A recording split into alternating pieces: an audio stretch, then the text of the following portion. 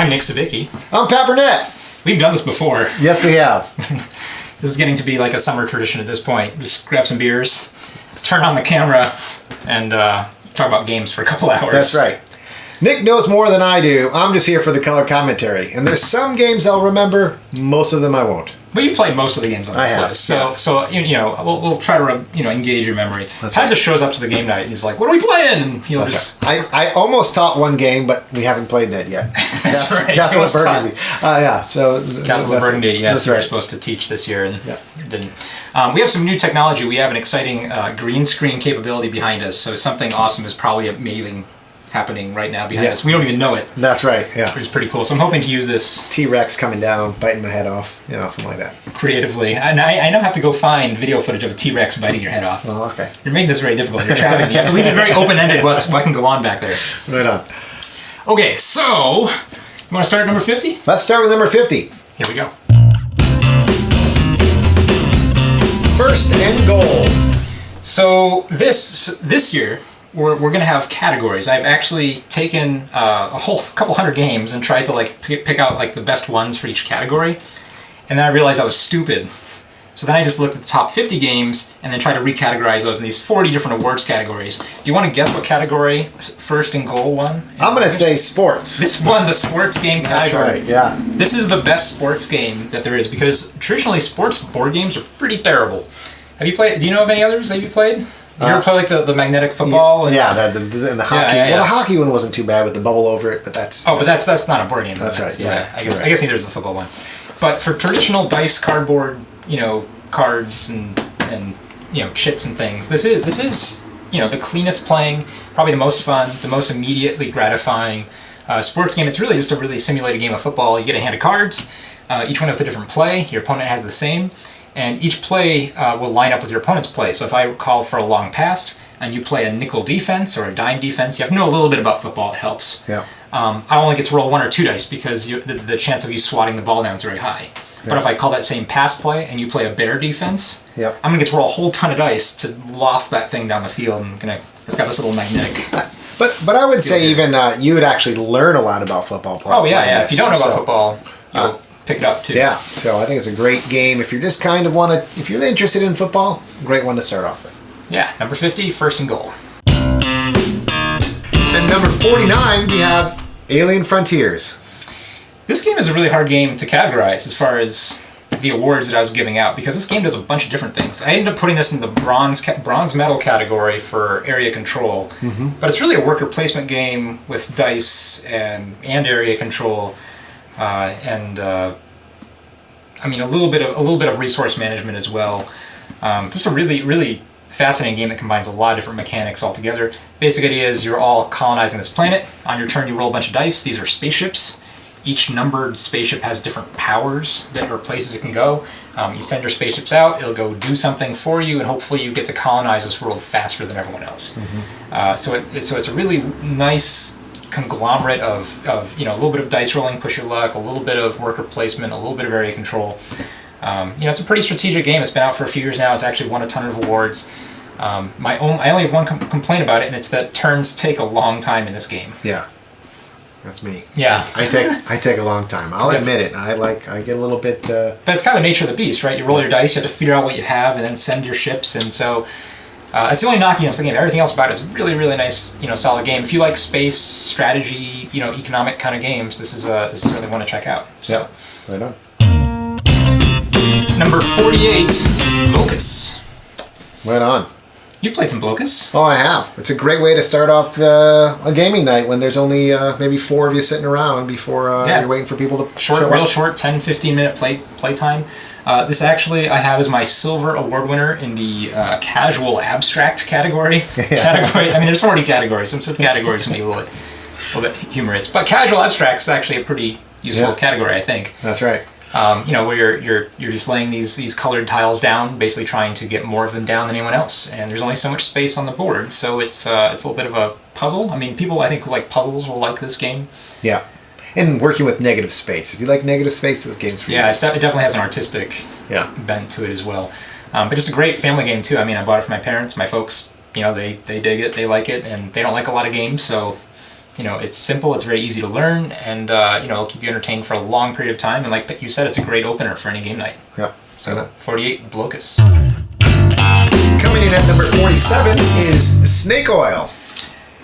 This won 2 awards. This is the first game on the list to actually won more than one category. Right on. Or at least be awarded more than one award. This is my gold Persuasion game. Ooh, yeah. And it's also a bronze artistic / storytelling game. But for Snake Oil, it's very similar to Apples in a lot of ways, if you're familiar with that very popular game. Except I'm going to take 2 cards, and you're gonna be a person. You're gonna draw a card. Let's say a cheerleader. Yep. And I'm gonna have a hand of cards. I'm gonna pick 2 of them. Yep. And I have to design a product using those 2 cards and sell it to you.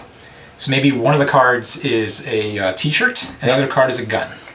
And so I'm gonna say, you know what you need, sir? What, as a cheerleader, what do I need? You need a T-shirt gun. Oh, right on. A gun that will fire T-shirts into the audience to get the crowd hyped up for the big game. Right on. And while I'm doing this, everyone else is doing this at the same time. So it can be a little bit chaotic, but we're all trying to sell Pat or whoever on some sort of product. And this is why it's my gold Persuasion game. Because it's really about being that salesperson. It's this, unlike any other game, or more than any other game, you have to be a salesperson when you play this game. That is the game. But this is definitely one of those games where you need everyone at the table to be interested in playing Snake Oil. If you're not interested in playing, it's kind of a hard game to sit back and just kind of you'll lose. Yeah, you'll just lose, and you might not like it. But for me, when you're playing with people that are engaged and they want to participate, it's a great way to it's a great game to play. Absolutely. So if you want to persuade your friends, number 47, Snake Oil. Number 46, Dominant Species. It's not sitting here because Nick sold the game. I traded it. I traded it for a game that's rated higher on my list, though. I know, but I like playing it, and I didn't have it, and so now I don't get to play it. But yeah. Well, I still like playing it. Yeah. But the problem is the game takes a really long time. Yeah. And you can only get to the table so often, and I had other friends that owned it.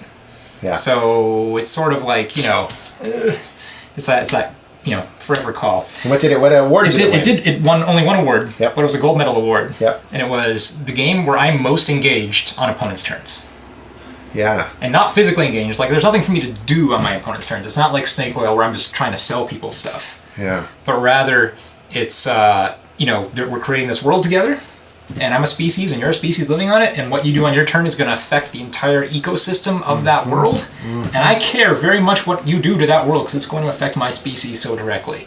So if you like evolution games, you like worker placement games, you like these long, strategy games where you build a world together, man, this is really, really good. Yeah. But it's also comical how little you do in the game. Yeah. Because so much of what happens is on your opponent's turns. Yeah. So, this is why it hasn't gone higher. It actually dropped a little bit from last year. It dropped 3 spots on the list, just because again you can only get the table so often, and it is I think there's some longer games that I'm much happier with that came out in the last couple of years. So yeah, but still, you're sad I traded it. I know. Yeah, no, but it's still a great game. Yeah. Yeah. So dominant species. All right, coming in at number 45, we have Zombie Dice. This is a game that a lot of people on YouTube and other people who saw my video gave me crap for having on my top 50 list last year. And I don't know why, because this is such a perfect little game. Yeah. I mean, it's a tiny game. I think that's why people laugh at it, is that the game is so small. Right? It's just 13 dice that they laugh at it. But this still won 2 categories, or at least received 2 awards. Let's see what it won. It won gold for ease of rules. Yeah. Right? Easy to learn. Certainly this is, I think, your gold standard for easy to learn games. And bronze for push your luck games. The idea is very simple. You're a zombie, you roll 3 dice, you try to eat brains. If you roll brains, those are your points. If you roll footprints, that's a reroll. If you roll shotguns, that's you getting shot. If you ever roll 3 shotguns, you're out. So if I just roll 2 shotguns and a brain, let's pretend I rolled a brain, I can then roll 3 more dice. And it's push your luck because if I roll any more shotguns, I lose my brain. Yep. So I'm dead. I just pushed my luck and I lost. But that's it. That's the entire game. First one to get 13 brains first wins. It's beautiful. Yeah. And again, for me, it's they're still finishing up the game. Maybe you got 8 people playing. You had 2 games going, and all of a sudden someone gets up, someone leaves. You got 3 people around the table. Just absolutely. Fit it right in between some other games. It's interesting. It's quick. It's and it's over. Yeah, if you're going to a game night where there's multiple games going on, like keep this in your back pocket because your game will end up 5 minutes shorter than someone else's, and you can all play around with zombie dice. It's perfect for that. So number 45, zombie dice. Number 44, apples to apples / Cards Against Humanity. Yeah. Now, I think you disagree of having these be the same slot on the list. Do you feel like these are two different games? No, I think there's games for my nephews and, well, not my niece anymore. Now my niece has transitioned to the Cards Against Humanities. Yeah. There's one definitely for a younger crowd and one for an older crowd. Yeah. But the gameplay is essentially the same, although you feel entirely different, I guess, while you're playing them. Because one, you feel like you're a terrible person, and the other, you're, having fun with kids. Yeah. The idea is very simple, right? You put out an adjective or something that I have to pull a card from my hand that best fits whatever you're describing. That's right. So we're playing apples to apples. You might say sparkly. Yep. And I'm looking at my hands, and I have rainbow, George Bush, a dog, wine, and whatever. Sure. For you, I would pick wine because I know he would choose that for sparkly. He likes sparkly wine. What can I say? My wife does more though. Yeah. Yeah. I can get it for her, and I just tag along. Sure. And you get to play the player then. That's right. Game. That's right. So I would pick wine, and you go, hey, a sparkling wine. Maybe that's good. Sure. We're Cards Against Humanity. When my grandmother-in-law, she lost her virginity to a $5 footlong. I mean, it doesn't get better than that when your 78-year-old grandmother is playing and you've never heard her say a foul word in her mouth. That's right. She lost her virginity to a $5 footlong. And this is exactly why I nominated both these games for the Silver Award in the Family Casual category. Yeah, that's right. They're both family games. It just depends on how old the kids are. That's right. I also had this win the Bronze Ease of Rules Award too, just because it's so easy to pick up and join in, and people can just sort of come and go as they please. It's a really just nice game to have in your collection for those nights when you have to play with kids or a group of people who don't know each other. Yeah. Fits a lot of roles. It did fall 14 spots from last year.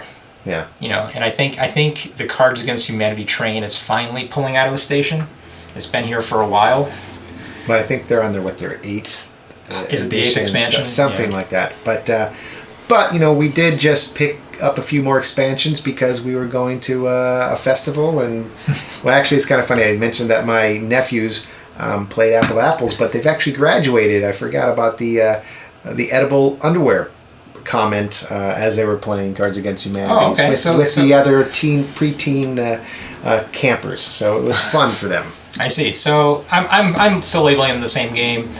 This is number 44, Apples to Apples and Cards Against Humanity. Number 43, Contract Bridge. So it's interesting that you actually have this on your list, because I would say, why isn't it with the chess and the checkers and the poker? Because this is such a good game.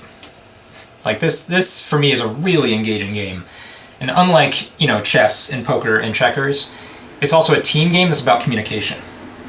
And one of my top 10 games, certainly on this list and was also last year, very much was, the interaction was about communication, especially like secret communication between players. And that's really what Contract Bridge is to me. It's the secret language, the secret code that you're using cards to decipher and play and encode messages back and forth. And that's why it's so engaging. Chess and checkers are fine, they're still great games. Again, I'm not saying they're not. But for that reason, this one's a little bit special. Like this one's a card game that does something that most people don't think about when they think of card games. And it's unfortunate that Bridge is really dying off, right? It's really not a game. It's a game that I haven't played because I think it's one of those things where you need to find 3 people that know how, and those 3 have to be willing to draw you in, where it's, So I think that's why I haven't played it. But Nick, I would love to play sometime this year. Well, Contact Bridge. We should get Eric knows how to play too. We should get him, and we'll do a bridge day or bridge night. I did label this as my gold award for traditional card game. I think this is the grand Cadillac of card games, number 1. But also a bronze award for a team-based game, just because the act of secret communication with your teammate, your partner, is so crucial to this game. Oops. It makes it super engaging for me and exciting to play. So, Contract Bridge. Number 42. No thanks. This is a really sweet little game. Like I know a lot of people who watch this list are expecting lots of really big, heavy, strategy games. But the reality is when you go to game nights, you play with your friends or your parents or your family, you can't always play those games. And so what do you end up playing? No thanks. You end up playing no thanks, or games like this, which are just, these really nice little elegant, really tightly designed games. This is 42 on the list. It did fall 9 spots from last year, but that doesn't mean a whole lot, quite honestly, because I added a whole bunch of new games, so that's going to happen. This won a silver award for ease of rules and a bronze award for casual abstract. Yeah. And it's pretty abstract, but it's super easy to learn, right? Yeah. You want to take as few cards as possible, and each time a card comes around, you can throw a chip on it, or you can take the card, and that's basically the entire game. Yep. But how you manage when you pay for a chip versus when you take a card is the whole. A little bit abstract. Yeah, is the abstract strategy part of it. But it's a super sweet little, turn-based game. It goes really quick. Again, it's sort of like that zombie dice category where you can knock it off in 10 minutes. Yeah. You're waiting for someone to finish a game, break this out, deal it out. And I've played it once, and so I remember it, but I personally don't remember being super excited about it. So if it's this high up on the list, I suppose I need to play it a few more times before I see the beautiful abstractness. I'm really shocked you've only played this once. Yeah. All right. Well, no thanks. 42. Number 41, Space Cadets. Dice Duel. Dice Duel. This, I think, was the second biggest drop on the list this year. I had this very high up on the list last year. It fell 28 spots. I mean, again, top 50 games. I played hundreds and hundreds of games, if not thousands at this point. Rated probably close to 500 of those that I have played. This is still, a really good game, so don't let a 28 drop fool you. It did win the Gold Award for Simultaneous Play. Yeah. And the Silver Award for Team-Based. So, Pat, what do you think of this game? Well, Simultaneous Play, it gets my heart racing, put it that way. And there's a lot of excitement, and there's a lot of noise, and you have to be ready for it coming at you. It doesn't stop. The faster you go, the more likely you are to set up into the right position. So it definitely is not something where you just sit down and casually play. We should mention, it's not just simultaneous play, it's simultaneous play in real time. That's right. There are no turns. No turns. You're just rolling dice as fast as possible. Go. To steer your ship and shoot the enemy ships. Yes. On the board. Yeah. And man, it's chaotic. If you don't like stress, chaos, and like real-time activity, this is not your game. You should just pretend it's never happened. That's right. But if you want to get in there, roll a whole bunch of dice, and just yell at all your teammates and your opponents, and just go at it for 30 minutes. This is your game. Like this is it. No, I think my heart just started beating a little bit faster just thinking about it and re-experiencing it. It works it for you. I mean, if you want real-time gaming, this is real-time gaming. If you want to get a workout while playing a board game. This might be one of the high contenders on this list. Yeah. So 41, Space Cadets Dice Duel. Number 40, King of Tokyo / King of New York. Oh, whoa! I grouped these two together again this year. Absolutely. And they're so similar. And I do like King of New York slightly better. But if I play a lot of King of New York, I want to go back to this one. Have you played King of New York yet? No, I don't think I have. No. Okay, Richard has it. We should get you to do that at some point. It's very similar. Yeah. But this is a Richard Garfield game. This is probably one of Richard Garfield's best designs. Certainly most fun designs. Do you know Richard Garfield? No. There's a really famous game he designed about 22 years ago that has made him a super multi-millionaire. Pass Out? No. Sorry. Have you heard of a game called Magic the Gathering? Magic the Gathering. Okay, there you go. That guy is still designing games, right? Sure. And this is one of his biggest hits since the Magic the Gathering craze, which is still a hit, quite honestly. This I have as my bronze award winner for family casual. You think that's a good category for it? Absolutely. Like you're a giant monster, you go around the city, you roll some dice, you try to beat people out of Tokyo. If you can do enough damage, you go into Tokyo and score points. So a little bit of press your luck, but it didn't make. It didn't make an award because it's not. Yeah, it's not necessarily. This is thematic Yahtzee. This is Yahtzee with monsters. Yeah. Giant kaiju city monsters, Yahtzee monsters. Yeah. So if your family likes Yahtzee and you want a more kid-friendly experience, something the kids will be more excited about, and to pick their monsters out. Yeah, pick their monsters out, get special abilities. I can get a flying monster. I can get one that electrocutes people. Man, this is just a super sweet little turn-based game. So, King of Tokyo, number 40. Number 39. El Grande. El Grande. This is, I think, the gold standard because it won my gold award. Yep. It's the gold standard for area control games. Yeah. And I know it's only number 39, which kind of implies that I don't think very highly of area control games. Yeah. But man, this is one that does everything right. Yeah. And it's also my Bronze Award winner for bidding and auction games, which I'm not sure if you remember how well you remember this one, because you played it a long time ago. No. See, I'm remembering it's almost painful when that. What's this guy? The robber? He's the king. The king, there we go. The king. When he moves around, it's so painful, and then you feel bad, and then you start getting ulcers. Yeah, it's a good one. It's a pure area control game where you have a map. You just want to get more dudes in more places of the map. Like, that's area control, right? Yep. Except what Pat is referencing is there's one token on the board that will prevent anyone from moving in or out of a certain one of those areas. So, based on the timing of when that piece moves. Yeah, you got burned, huh? Yeah, a few times. But this is actually a pretty old game on the list. This is coming up on 20 years, or maybe more than 20 years old now. Certainly one of the most influential and first Euro games. But man, it's moved up on my list 3 spots this year. I mean, this is still like around. This is still kicking. This is still such a good game. Yeah, I agree. So, number, what are we on, 38? No, 39. 39. El Grande. Number 38, Acquire. If you thought the last game was old, I got some news for you. Older? This one's almost, I think, actually more than 50 years now. This is, of course, a newer printing of it, but this goes back to the old Avalon Hill editions, and I know my wife's family, like, they played this when she was a kid. Wow. So this has been around for a while. Yeah, and I still haven't played it. You're a failure. I'm a board gamers. Yeah, I know. This did win the Silver Award for economic games, and what you're doing is you're a hotel chain, and you're trying to grow I guess you're more of an investor. You're an investor in hotels. You're trying to grow these hotel chains and buy stock in them before everyone else does. And it's just one of the classic sort of strategy games that, people who are into games, everyone knows this game, right? If you're not into games, you play like Risk, Monopoly, Chess, Checkers, you might not know it. So what about if you played Monopoly? I mean, it seems this is the better Monopoly. Yeah. Like, was this post-Monopoly then? Oh, this is invented way after Monopoly, by 50 years. I mean, Monopoly is over 100 years now, basically. Holy cow. Yeah. Actually, I'm not sure. I'm close to it, at least. Close to it. So this isn't quite as old as Monopoly, but this is a huge step above it, in my opinion, where every decision you have to make is a lot more interesting, because you cause these chain reactions to happen.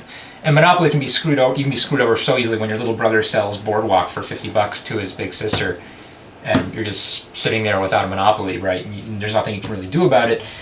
This game might have a little bit of that, but it's so much more muted, and it's much more about investing than it is about just lucky dice rolls. Mm-hmm. So I like it for that reason. So number 38, Acquire. Number 37, Timeline. Timeline, it won the Silver Award here for trivia games. This is a game that it's mostly about history and specifically about dates, which if you ever take a history class today, like most of your teachers say, like, don't worry about the dates. Well, this is what this game is entirely about. And the premise is very simple. You have a hand of cards, or actually it's more of a tableau, I guess, and each one has an event with a date. So it might say something like, Columbus sailed to the west, right? And it'll say 1492 on the bottom of it. Yep. And on your turn, you can take that card and you'll add it to the central timeline on the table. Mm-hmm. Actually, let me rephrase one part. The number of the year is actually on the back of the card, which you don't see. Okay. So you'll have to guess where that card goes. So if you don't know that Columbus sailed in 1492, and you stick it in between the World War I and World War II, right? You have to discard your card and take a new one. You basically you have to redo your turn, or you go backwards a card, I guess, in terms of the actual scoring. But basically, as more and more cards come out, as more and more people add their cards to their timeline, you get Spanish Inquisition, right? You get Neanderthals, you get the Big Bang, you get all the throughout the entire universe history, it gets more and more difficult to figure out where certain events go, especially modern ones where you might not know when the Beatles came to the United States. You knew it was somewhere in the 1960s, but was it before Woodstock or after Woodstock, right? And if you're a reasonably educated person, you paid attention in history class, I mean, you probably have a pretty good idea. But so often you don't. I mean, there are just so many events. There's so many expansions now for this game. There's hundreds and hundreds of events, cards, and people, places for this game. And so these timelines can get huge. So this is a really great trivia game, is how I think of it. It's a beer and pretzels trivia game where...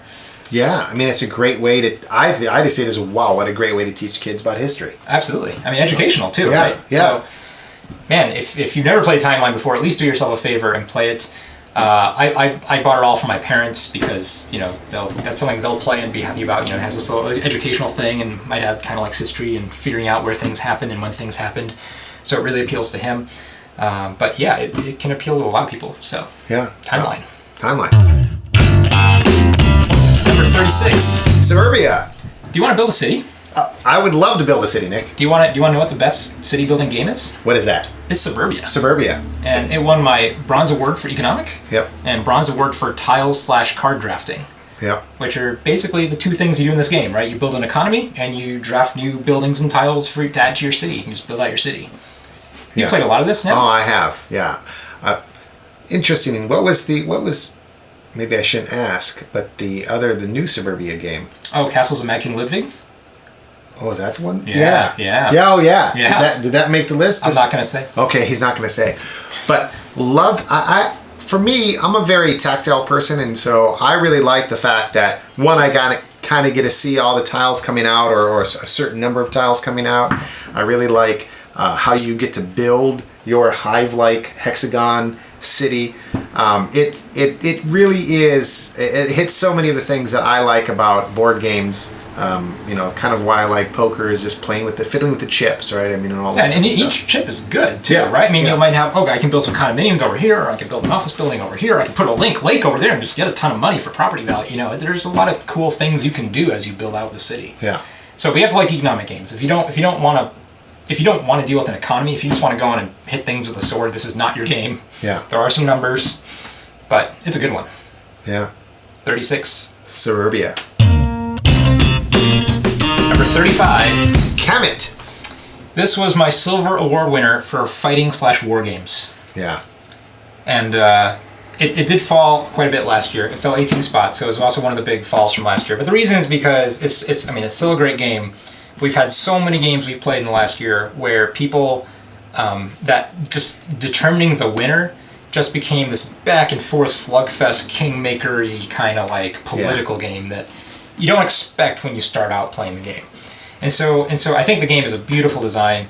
It's a very fast-paced war game. When people think about war games, they think about these old guys, sitting down at a table with their pens and charts and playing for 3 or 4 hours or longer. This is not that. I mean, you can get through a game of this in hour 15, hour 30, and have a really satisfying war game experience. And it's at the same time, it has a lot of strategy. It's not so fast that you feel like you're missing out.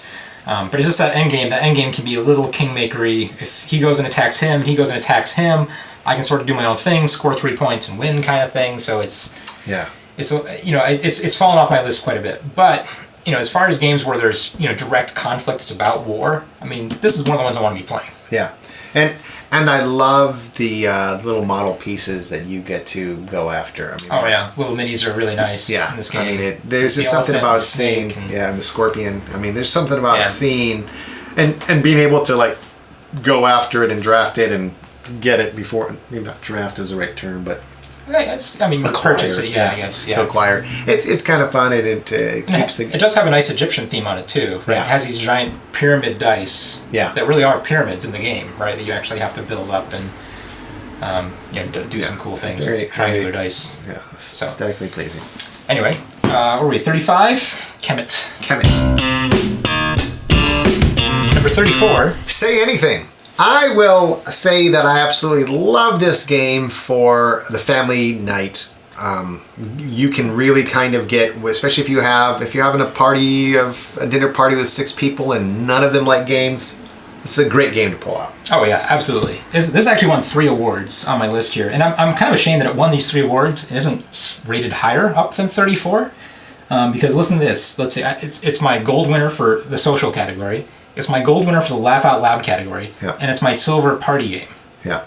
So I'm kind of ashamed that it's only 34, and it won those 3 really, prestigious categories.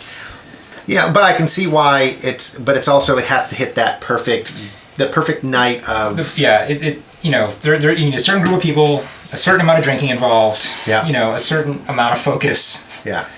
But basically, the game is very simple. I'll have a card, and it'll say something like, my favorite place to drive. Yep. And everyone at the table has to write down what they think my favorite place, this is me, Nick Sibicky's favorite place to drive. And I would say into the water. Golfing, into the water. Yes. Huh?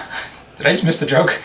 Yeah, to drive. Golfing. Right. Golfing. All right, I don't play golf. It's a drive. But I should play golf. Sure. Well, if he did play golf, it would be. That would be very appropriate if I played golf. That's right. And then it's kind of funny. I spun off on it because it's Nick. But if he did play golf, he would be in the water a lot.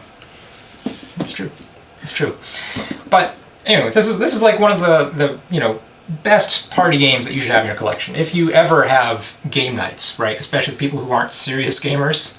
This is a must-have. I mean, there's certain games on this list that I think are must-haves. Yeah. And if you're watching this, you probably already have your favorite games.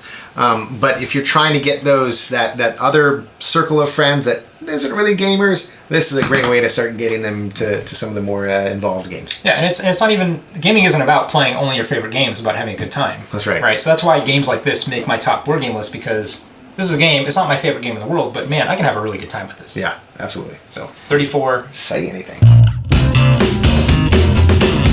Number 33. Carcassonne. This won my gold award for tile placement or tile laying game, which it certainly is. This is like, if people talk about tile placement games, like this is probably the best selling one. Yep.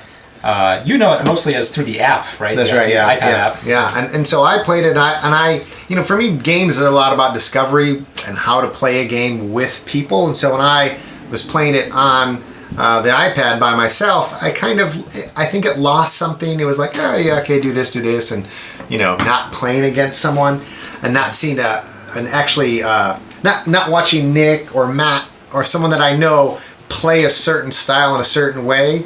That you kind of miss the strategy of that. I've played this way more in person than I have on the app too, so I think I have a different experience than you. Yeah.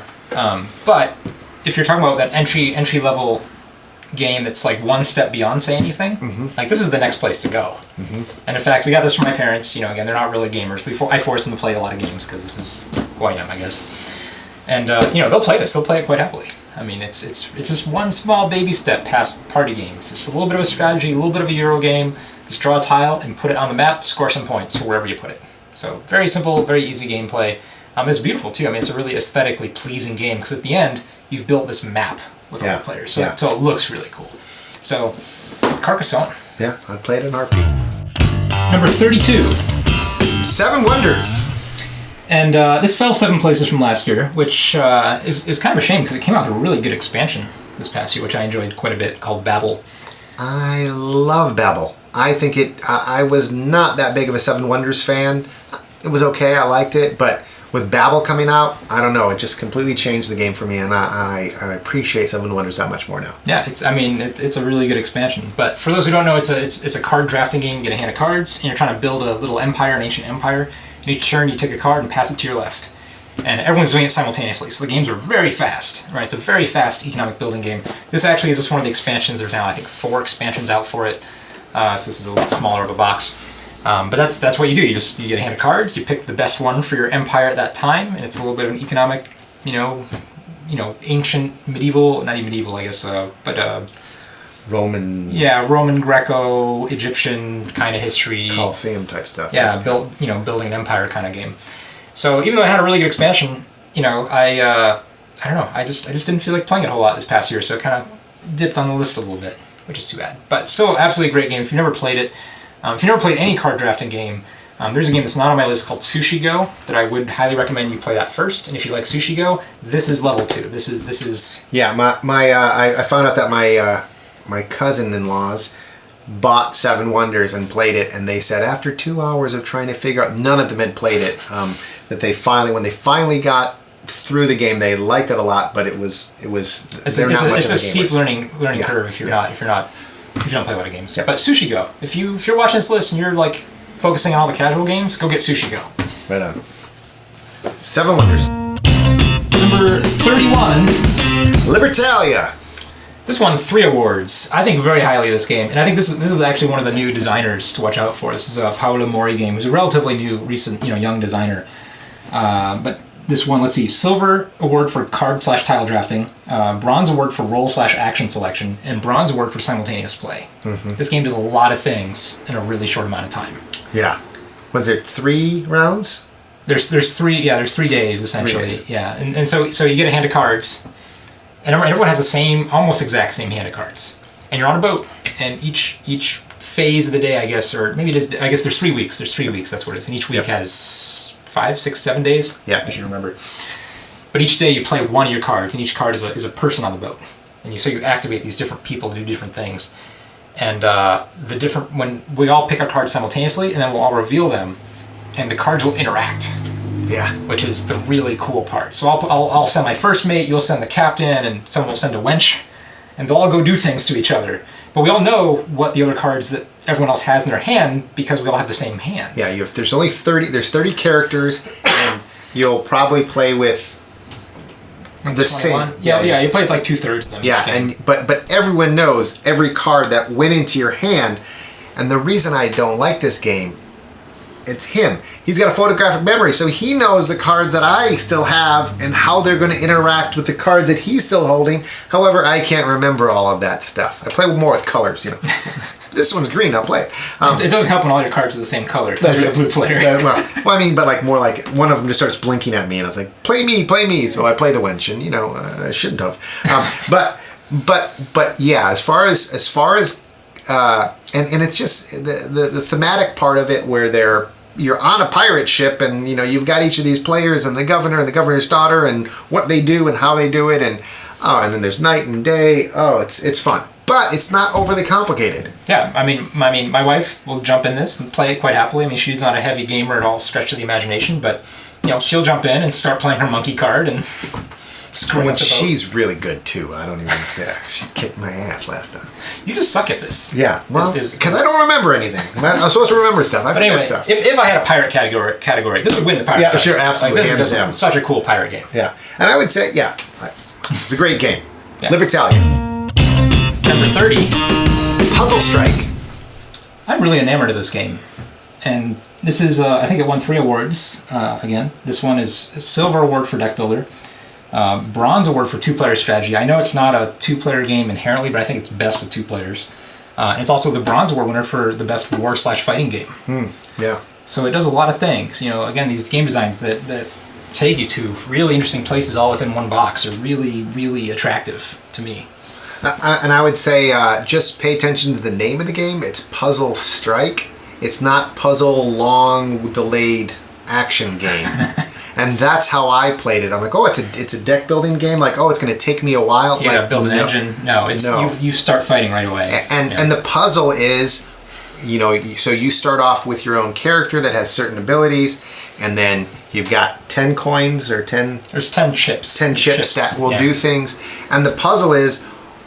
What is your character going to be able to do most efficiently against your opponent's character as quickly as possible? Yeah, and you're sending these gems back and forth. These are like damage, basically. Yeah. And you're striking with the gems. Yeah. So it's such a unique game. I mean, I think this is Dave Sirlin's best game. He's a pretty well-known designer. He's designed a lot of games within this universe. But this is if you want to play a deck building fighting game, which is kind of a weird genre. Like, you want to build an engine, but then use it to, do combat. This is the game. This is... But I would still say it's faster than other games on the list and other games that you play. This is a very fast for a deck builder. Yeah. And one of the I don't know if they want to call it like a selling point or your one sheet kind of sales pitch is this is a deck builder where you never have to shuffle any cards because everything's on poker chips.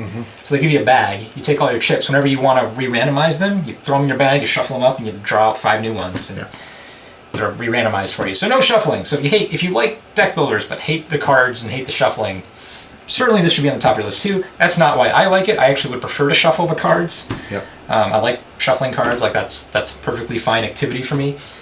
But man, the game is such a unique game. Yeah. So number 30. Puzzle Strike. Number 29. Wits and Wagers. Gold Award party game. Yeah. Oh, sorry, no, not party game. Trivia game. Yeah. Bronze party game. Bronze party game, gold trivia game. Yeah. Did that describe it? Yeah, I agree. A lot of people play Trivial Pursuit as kids, and that's such a terrible game. I mean, trivia is great. Everyone loves trivia. Right. But as a game, the game is stupid. Yeah. Right, you gotta land on this color, answer this type of question, you gotta keep rolling until you get the right color. Rolling. Yeah. Such a stupid game. Yeah. I always hated having to shoot past the center and Yeah, exactly, right? Right. Such a stupid game. Yeah. This game it's trivia, but it doesn't really matter if you know the answer. Yep. Because you're not so much trying to guess the right answer. That helps if you can, of course. But you're trying to bet on who at the table does know the answer. Yeah. And that's what separates this from all the other trivia games, is that you actually don't necessarily need to know the trivia to win. You just have to know, or think you know, who does know the trivia in order to win. That's right. And I think wagers, being the fact that it's in the name, it really is a betting game. I mean, and you can figure out the points that you need to win the game, and that should be part of the there is some decision. strategy, in terms of how you bet and where you place your meeples. This is the family edition. We've played the regular version too. Yeah. I like the family edition. There's a little bit less math involved. You just put out your meeples and you get 1, 2, 3, or 4 points basically. Yeah. If you play the full version, there is a little bit more math and some multiplication involved, but it's not a big deal either. But Wits and Wagers, especially the family edition in particular, I think is almost a must-have. If you want to have a trivia game in your collection that you can break out at any time for anyone, man, this is top of the list. So Wits and Wagers, 29. Number 28. Caylus. Let's see what this won. What did this win? This won Silver Worker Placement Award, and that's a big award because I like a lot of worker placement games. So that's a really particular one. And it won an even bigger, or came in bronze in an even bigger category, which is Euro games. Wow. Yeah. And that's strong. And I'll say right now, this is one of the classics of Euro games, but it has that sort of role, right? This is sort of like the definitive worker placement game. I think it's now more than 10 years old. It's been around for a while. It's been influential on a huge number of games to come after it. Probably one of the most well-known is actually called Lords of Waterdeep, which, I like Lords of Waterdeep. Waterdeep is great. It's fun. But this is the better version of Lords of Waterdeep, and it came out way before it. So it sort of pisses me off a little bit when I see all these people playing Lords of Waterdeep just because it has that Dungeons & Dragons theme, when this is actually the better, cleaner game. But anyway... Yeah, I would say if you have a gaming partner that you enjoy gaming with and you have not played this with, sit down and explore this game and play this game immensely. I think it's wonderfully deep. It's a straight up Euro pretty much. You're just building this town while the king wants his castle built. So every turn you're trying to decide, do I want to go do something in town, or do I want to help the king build his castle? You get points and different abilities for doing each of these things. But if you've never played a worker placement game before either, this might not be the first one you should start with, but it's certainly one of the first ones you should get to know really well. Yeah. And the thing that makes this game though is the provost. Like the thing that makes this game, in most worker placement games, you take your turn, you send out a worker, he goes and does something for you. In this game, you send out your worker, and you don't know if he's going to come back and do work for you because there's this little dude called the provost that'll walk up and down the road, and if your dude goes beyond the provost, he's not doing any work. But there's today. Such good stuff down the road. I know all the good stuff is further down the road, That's so you right. want to push your luck a little bit and try to get as far down the road as you can. But if the provost doesn't get there, that's right. Yeah. So anyway, super ingenious, classic worker placement game, highly, highly thought of. Caylus. Number 27. Patchwork. Let's see what this won. This won 2 awards. This won a silver award for 2-player casual. Yep. And also won a bronze award for, I just lost it, the deep casual. Yeah. Wow. Yeah. No, it's... this is about quilting, right? Yep. This feels like a casual game. Yeah. Like it seems like, and I can play with my wife, I can play with my mom, and we're gonna make a quilt. How fun is that? And it feels like Tetris too. That's the cool thing, right? We're gonna Tetris together a quilt. But it's actually really deep. It's actually a lot of strategy in this little game. Yeah. Very simple to play. I've actually I watched a game. I saw that there was strategy. I thought I had my strategy. I played Matt, and he just destroyed me. And it's not that I don't want to play it. I would play it again in a heartbeat. But it's simple. It's fun. Are you scared to quilt? I'm not scared to quilt. Not at all. I think a sewing machine is a power tool, and I'm all for them. That's right. This is a game by Uffe Rosenberg, Yep. who has some games further up on this list. So he's very famous for a number of games, and probably some of his more famous games you'll see higher up on this list. But this is just one of the little perfect games that he's designed, that I've really, really enjoyed. And if you're looking for games to play, as a couple, maybe a significant other, this is, I think, certainly one of the top 2, at least according to my list.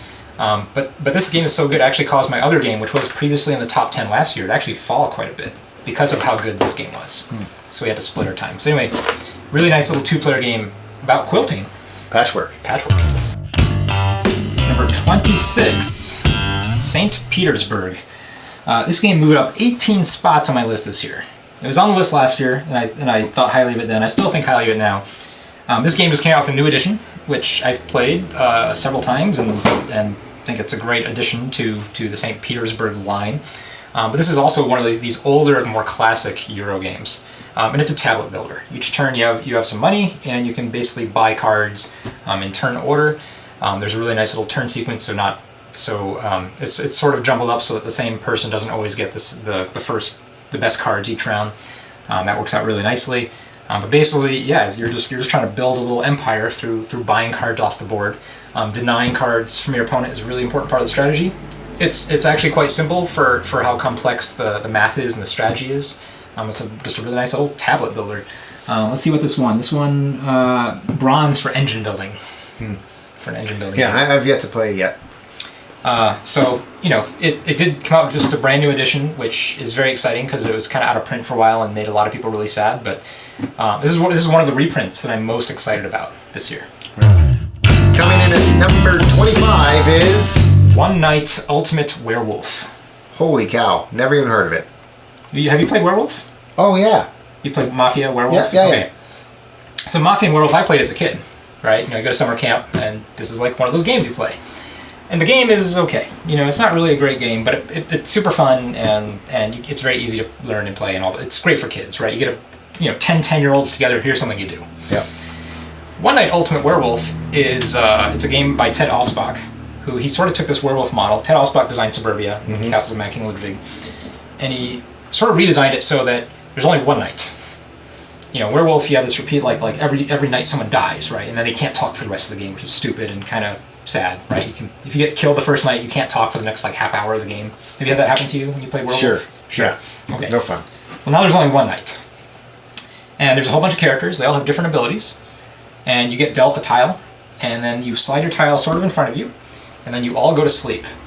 And usually you need a phone app to be the narrator. So in Werewolf, you need to have a neutral party to usually run the game. This is not true. In this game, there's an app. You just start at hit play, select what character's in the game, and everyone closes their eyes, and they encourage you to make sound like this, on the table. Just keep making sounds so no one can hear you do things. And the narrator will announce for everyone to do something. So it'll say something like, werewolves, wake up and look at a card. And it'll say, close your eyes, and then masons, open your eyes and look at each other. And so gradually everyone who has a tile will learn something.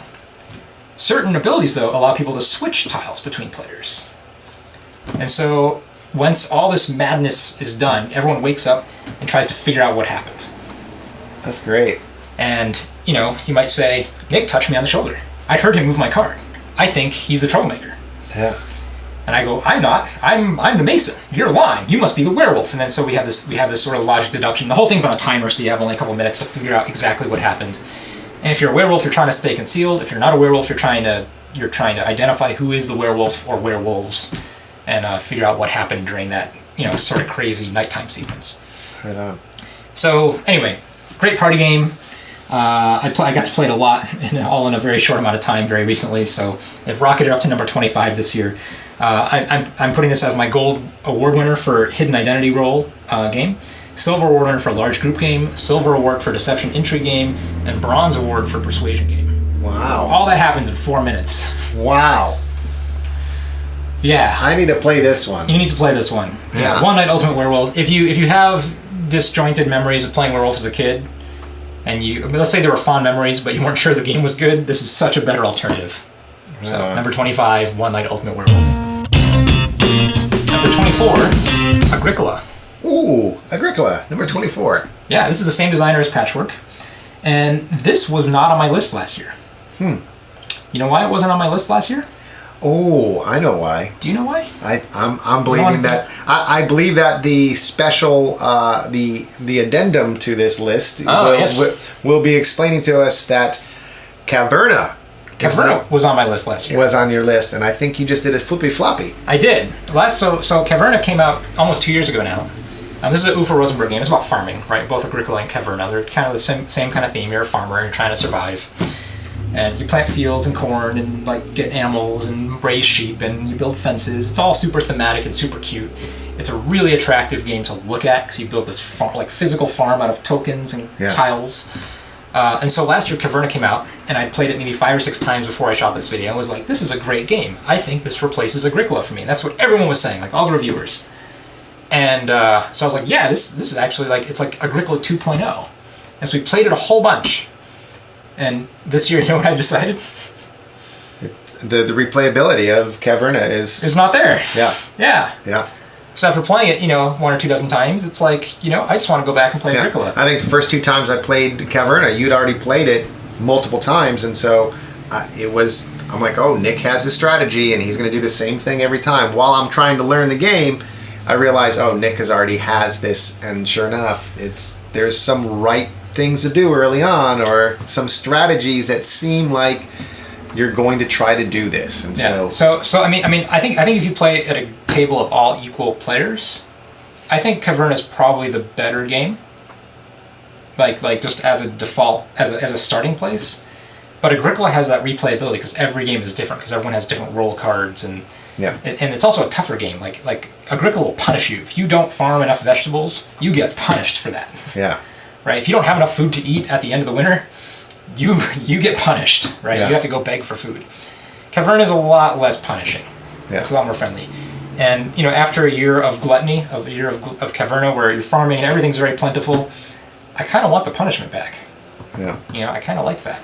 Yeah. So between that and variability, I'm taking Agricola over Caverna this year. So Caverna's off, Agricola's back on. So that's just how it works. Agricola, I put this as a silver award winner for thematic because, man, I think you do feel like you're farming and you're like barely scraping by, just trying to get enough food. Yeah. Like that's such a large part of this game. And it's also my bronze winner for worker placement. Again, that's one of the major awards. So really strong worker placement game. It's an Uwe Rosenberg game, as the same designer as Patchwork, that quilting game. So completely different game, but man, they're both so good. Yep. So number 24, Agricola. Number 23, Spyfall. Spyfall. Now, we've only played this on our phones. That's right. And there's actually like a website that's probably not legal or under trademark copyright violation, that you can go play Spyfall at. But you can buy a print version too, which is beautiful, and I've seen it, and it's a beautiful artwork and plays really well. And if you want to play it in the card game format, do that. But Spyfall, let's see here, just so you get a general idea. This one, I think 2 awards. Yes, silver social game and silver hidden identity game. And the premise is so cool. We have let's say we have a table of 5 of us. And let's say 4 of us, if we log into our phones, it'll tell us the name of a location. Yep. It'll tell one of us, this guy. The beach. Right. Oh, no, I would be spy. You'll say spy on his phone. And so then the 5 of us will proceed to ask each other questions. Now, I have the whole list of the possible places you know the at. possible places where we could be, but it's a pretty large list. Sure. 4 of us are going to ask each other questions to try to cue us in, or I guess all 5 of us are going to ask each other questions, try to figure out who doesn't know where we're at. That's right. So let's say we are at the beach, but you don't know this. I might ask Pat, what do you see on the ground? And he might just guess something like... carpet. And I might go, spy! Right? Because we immediately would figure out who's not at the beach. Now, as you get better at this, you start to realize you need to... Maybe not say carpet. Maybe say, it's a semi-firm footing. That's right. Absolutely. See, that's quite a nice response. And at the same time, though, if the spy can figure out where we're at, the spy can win the game. That's right. So if I'm asking a question to, let's say, my friend Dan over here, and I say, hey, what do you see in the water? And he says, oh, a boat, some seagulls, and a buoy. The spy might go, we're at the beach. That's and right. win the game. So so it's this very, very... And I think probably the aspect of the game that I enjoy the most is that each person only get to accuse the spy. You've got a time limit, and each person only gets to accuse one time, and that's over. Yeah. So as a spy, I get to say, I think Nick's the spy because he just gave a really bad clue. We all know what that bad clue was, and they're like, yeah, and... You can get me voted off before they have time to vote you off. That's right. Yeah. Or it might come down to one person, and it's such a subtle game. Yeah. I mean, it's wonderful. If you want a game where you're going to be talking the whole time and listening and just having these really like almost like James Bond kind of conversations. Mm-hmm. Oh, Spyfall. Yeah. So coming in, new entry 23 this year. Yeah, Spyfall. 22. Hansa Teutonica. This moved up a few spots for me this year. I think this moved up 6 spots. Well, I think that's because we played it a few times. We did. Again. We did. Yeah. Yeah, we played it a bunch, and it still holds up. This is still a really good game. Even though I'm still terrible at it. Yeah. This is my gold award winner for network building and silver award winner for area control. And again, area control is not my favorite mechanic, and it doesn't feel like you're doing area control because you're more building networks. But you need to get so many tokens on a network in order to make it to make one of those trails. This game has no theme. Do not expect a thematic experience. You are not killing spies. You are not hunting werewolves. You are not building an empire. You're not getting keys, even though you're getting keys. Yeah, it's very the theme is so strange. Like you're officially in the game, it says you're building trade routes, but it's not going to feel like that ever. Do play it as an area control network building game. Yeah. Where you're trying to get more of your cubes in this area of the board to link these towns with these towns and get this upgrade, and it's such a strong Euro game, and it really I don't see it being played a whole lot anymore. This is not well known, I think, as well as it was at least 5-6 years ago, as being one of the sort of top Euro games, which is too bad because it's a really great game. It's also filled with intrigue too, right? The turn order matters a lot. I'm going to put there before you can place there, but then Richard's going to go after you, so then he gets the open spot. Such a cool game. Yeah, it really is a good game. So, number 21. Oh, sorry, 22. 22. Hansa Teutonica. Number 21. Incan Gold. This fell 7 spots last year, but it's not really because this was bad. I think it's because I played it entirely too much. But this is the game that when I come over to a friend's party, they say, "Oh, are you going to bring the pyramid game?" Yeah, that's what they call this one. Yeah. This won 3 awards, and all pretty prestigious awards on my list here. We have gold for large group game, gold award for push your luck game, and silver award for simultaneous play game. Yeah. How is that for a game? Yeah. Push your luck, large groups, and simultaneous. Yeah. No, that's exactly what it is. It's good stuff. But yeah, you're all venturing to these temples together, and each turn you can decide simultaneously if you're going to keep going or you're going to get the hell out. That's it. And as you go further and further, the temples get more and more dangerous. You're more likely to die. But if you get out, you might not bring enough stuff back to win the game. So it's just a giant group push your luck game. Such a beautiful design. So useful for large groups. I know the box says only up to 8 players, but I've played this up to 10 or 12 pretty regularly. Yeah. It's a little rough. And it's a great, I brought this over to a friend's house, and they've got 2 small children, and so the 5 of us played, and the counting it's relatively simple counting, but at the same time, if you've got a 7-year-old and a 9-year-old, they're going to like dividing up the jewels, and so it's a very hands-on, tactile, simple game.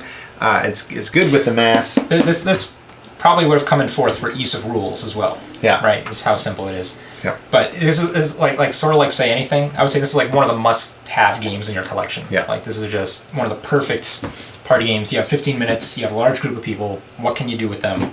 Yeah. This $20 box tells you exactly what you can do. It's a ton of fun. That's right. So, Incan Gold, number 21. Number 20. Lost Cities. This game fell out of my top 10 last year.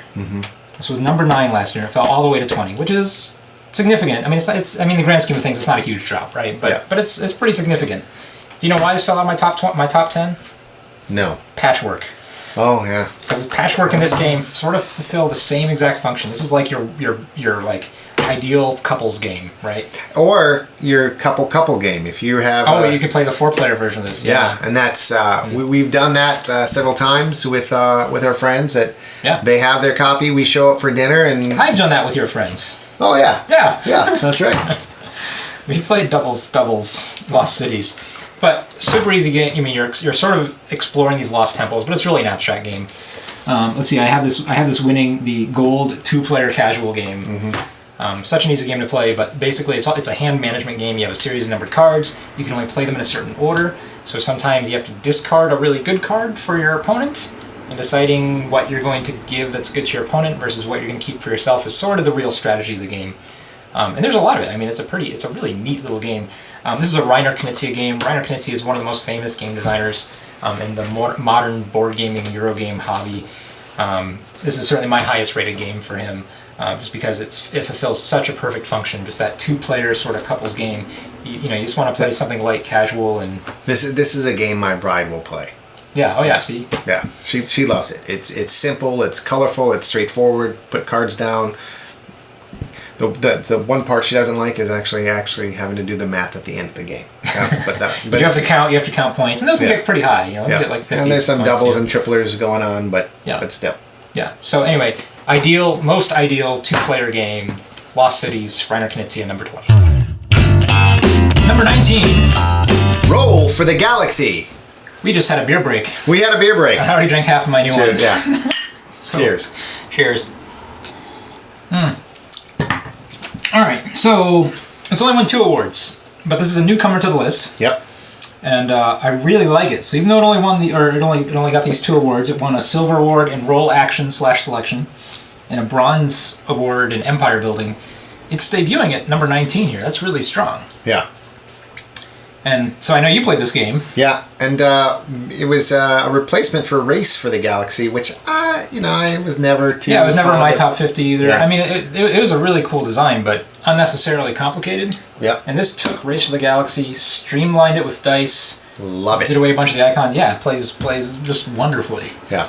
And every game is so different. I mean, there's a lot of different strategies to try, but.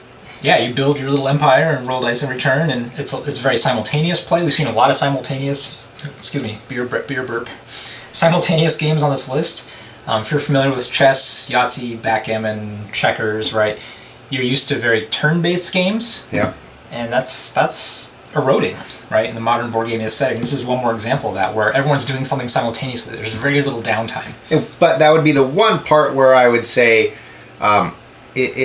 you can get so focused on your empire that you fail to really engage with other people, but it's important that you actually engage because part of the strategy is if I know Nick has to do something, that he's going to play that gives me an opportunity to maybe put some workers... Piggyback onto it. And take advantage. Yeah, and so, that's the nice part. It rewards people who pay attention. Yes. Right. Even though it feels like there's a lot going on and it's chaotic, there's just a lot going on, and it's worth your attention to pay attention to it. That's right.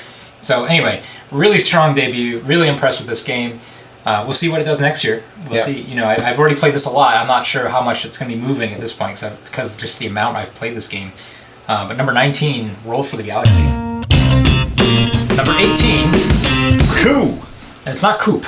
Yeah. Coup. From the French. This is my gold award winner for deception and intrigue. This is the game that people say, is that lying game? I don't want to play that one. Yes, that is exactly what they say, in fact. That's right. Do I have to lie in this one? Yes, I'm not playing it. Yeah. This game is all about lying. Or not lying. Yeah. Depending on... I won my first 3 games by never lying. That's amazing. Yeah. And very lucky. But usually at some point you have to lie during the game in order to win. Yeah. But it's very simple. You have a card, or 2 cards, and each will let you do something. But you can do anything you want.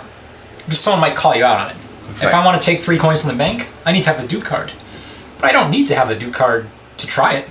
That's right. And if no one calls me out on it, I just got 3 coins for free. That's right. So it's a really simple premise. It plays beautifully. This did fall out of my top 10 last year. This was number 10 last year. I did move down to 18. You feel like that's an appropriate jump? Do you feel like there's 17 better games than this at this point? At this point, yeah. Yeah, you'd rather play. Yeah. I still enjoy playing it, no doubt about it, but you've also I've gone through it enough times to where Yeah, I mean in general, I think the lighter games, even I think of them really highly, and I'll play them a whole bunch when they sort of debut on the list. And they're still really great games, but then I'll want to bring back some heavier games, and so this kind of got usurped by some heavier games this year. But man, if you like lying at all and deception, this is a great game, and it's just lying or not lying, sort of at its core. Yeah. So right on. Anyway, number 18, Coup. Number 17, Dixit. This moved up a spot from last year. Mm. This is still going strong. Yep. Actually, it won 3 award categories on my list. We have a gold award for family casual category. Yes. A gold award for artistic / story game. Well, absolutely. And the bronze award for, I just lost it, the laugh out loud category. Yeah, sure. This is just the expansion box. If the base games are a little bit bigger, but I've got all the expansions, so why not show off my purple one? My wife really likes this game. I mean, I do too, but I mean, this is like top 5 game for my wife. That's right. My bride is the same way. She loves it. People who, I mean, if you like art, if you have a creative mind, spirit, storytelling kind of bent. If you just want to look at pretty art. Yeah, if you just want to look at pretty art, this is for you. If you want to tell a nice story, this is for you. If you want to make up some poetry, this is for you. Basically, you have a card, you say something about it, you slip it in the middle, everyone else tries to find something that best matches that, you flip them all over and you try to figure out which one was your card. It's such a stupid, silly premise, but man, it makes some really entertaining, interesting, fun gameplay, creative gameplay. Yeah. Right? Yeah. Because you could literally say anything about that card. I could go oink and play the card. This card makes me feel happy. That's right. I mean, anything you want to sing a song, anything. You want to tell an epic narrative. Yep. You want to recount Gilgamesh. And the family factor in that is that, for me, it's the younger kids that you don't think can actually figure it out. They're the ones that come up with it. They're the most intuitive. Yeah. It's so wonderful to see them come to life in this game. Yeah, such a strong game. Yep. So highly recommended. Number 17, Dixit. Number 16, Ticket to Ride. And this is, I think, the only game so far, we're going to have more, but this is the only game so far that has not moved from last year. Well, this is 16 last year, it's 16 this year. Everything else moved around it. Yeah. But this is my go-to, apparently, number 16 game on the list. Let's see, what did it win? It won a gold in family strategy, and won a bronze in network building. Yeah. Yep. And if you've got kids, if you've got a family, like my parents, I'll play as my parents. Like this is about as heavy as a game they can handle well. Yeah. Like they can handle and know what they're doing and actually play strategically. If we get more complicated than this, they tend to get lost and not do so well. But they can do well in this. They have a general idea. So it's a really, I think, nice amount of complexity. It's a really, just attractive looking game. I mean, big, beautiful color map, colored trains all out. This is one of the expansion boxes. They did just release the 10th anniversary edition, which is very expensive, but man, has some nice components. If you want to talk about nice game components, man, those trains are multicolored plastic and metal and really beautiful looking game. Basically, you get a bunch of tickets and you're trying to connect routes. You're trying to connect, you play cards to add your trains to the map and make train routes across the map. This is the Africa map, although I have them all. They're all over there, right behind the camera. Do you have a favorite map? You haven't played a whole lot of maps. No, right? no. Because again, it was one of those things like where I was playing it on the iPad version. Oh, the iPad version's great. If you just want to try this game, just go get the iPad version. Yeah, and I think I was sick for a week, and I just played, and I think I might have actually been playing, actually real people. It was, yeah. And so it was. Yeah, it was not. I mean, it was nice on the iPad, but again, I think because I played it so much on that, I didn't see it as a board game. But we just recently played this, and again, it was. You just recently. I played with you. Okay. Yeah. And of course, you kicked my ass because of the magical little component. I think in Africa, I think you got one of the secret squares anyway, or the small connectors. All right. Well. This map's all about connecting as many routes as possible, which is a very different strategy than some of the other maps. Yeah. So you just have to like blitzkrieg and just take tickets even when you have no business taking tickets on this map. It's how you beat Africa. But anyway, really great game. There's a million expansions now. It's sort of one of those standard classics. This has sold well over 1 million units. I think they're clocking in near closer to 2 million at this point. Wow. There's a huge number for a sort of hobby strategy game. I mean, this is one of the best sellers. This is like Settlers of Catan level popular kind of game. Just fun for all ages. Number 16. Ticket to Ride. Number 15. Telestrations. This won 4 awards on my list here. Yeah. This one, let's see, Gold Party Game. Yep. The Silver Award for Artistic/Story Game. This is definitely an artistic game. Silver Award for Laugh Out Loud Game. And the Bronze Award for social games. This is a pretty acclaimed game here, considering how you actually don't even need to buy a box. You just have a pen and paper, you can play this game, right? Yep. Have you done that? Have you done without? No? No, I've done it a couple of times. It works just fine, actually. You don't need to go and spend your money if you don't want to play Telestrations. Yeah. But Telestrations is Pictionary plus telephone. Yeah. It's awesome. Like, it's really awesome. You get your little, this has nice little like dry erase boards that have pages that you can flip over and over. But you draw a picture. Let's say my word is an alligator, so I try to draw an alligator. And then I pass it along, and the next person has to guess what I drew. And then I get to draw my alligator. But his alligator was so bad that I thought he meant crocodile or dinosaur. or dinosaur. Yeah, you saw a dinosaur, and then you pass to the next person. Then they draw a dinosaur. That's right. But for some reason, they decided to have two dinosaurs, and one was eating the other one. Yep. So the third person thought it was like monster attack. And then the next person thought they were drawing an alligator, so they draw an alligator. And he comes full circle. Yeah. By freak accident, which does happen surprisingly often. But man, this is just such a key game for any party type situation. You can play with basically unlimited number of players. I think this box comes with up to 8. Although they have an expansion box that doesn't add any real new content. It just has 8 more pads, so you can play up to 16. I think is all it is, and you just pass these things around in a giant circle.